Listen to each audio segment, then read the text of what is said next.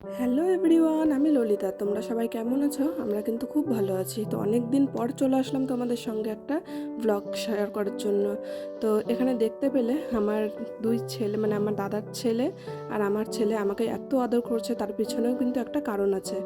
তো সকালবেলার থেকে আমি ব্লগটা শুরু করছি। বাবু গেছিলো বাজারে, তারপরে বাজার থেকে নিয়ে আসলো সুন্দর সুন্দর শাক, ছোট মাছ আর কাটা বড় মাছ। আজকে এই ছোট মাছের কিছু একটা হবে, আর মাছের ঝোল হবে, বড় মাছের ঝোল। আর সকালবেলা এই ডাল পুরি, মিষ্টি, আর এখানটাতে পুরির একটা সবজি দোকান থেকে কিনে আনা হয়েছে। আর এখানে আসলে পরে আমার এই ডাল পুরিটা খেতে খুবই ভালো লাগে। আর আমরা সবাই বসে এখন এই পুরিটা খেয়ে নিচ্ছি। তারপরে চলে গেলাম, মা রান্না করছে, এদিকে মা মাছের ঝোলটা বসিয়ে দিয়েছে, মাছগুলো ভাজছিল। আর আমার তো এখানে কিছুই করতে হয় না, মা রান্না করছিল আর আমি পিছনে দাঁড়িয়েছিলাম। আর এখানে কুমড়ো ভাজি করেছিল।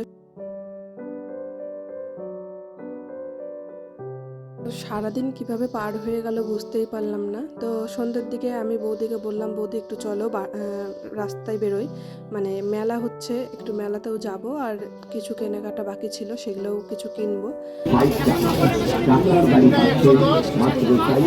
কিছুদিন থেকে ভিডিও আপলোড করতে পারছি না, বাড়ির কোনো একটা কারণের জন্য। তো এখানটাতে আমরা পাপড়ি চাট আরও যেটা যেটা পছন্দ মেলা থেকে বসে খেয়ে নিলাম, সব কিছু ভিডিও করতে পারিনি। আর সত্যি বলতে এই চাটটা অসম্ভব সুন্দর খেতে ছিল, এত টেস্ট ছিল খেতে। আর আমি এখানে গেলেই এই চাটের দোকানে যাই, খেয়ে আসি। আর তারপরে চলে যাব একটু বাজার কলকাতা, এখান থেকেও আমাদের কিছু কেনাকাটা বাকি ছিল, তো ওখান থেকে কিনে এখন চলে যাব বাড়িতে। আর বাড়িতে ফেরার সময় নিয়ে এসেছিলাম কাপ কেক, আর এই কাপ কেকগুলোর জন্য ওরা আমাকে এত ভালোবাসছে। যাই হোক, ভিডিওটা আমি এখানেই শেষ করছি।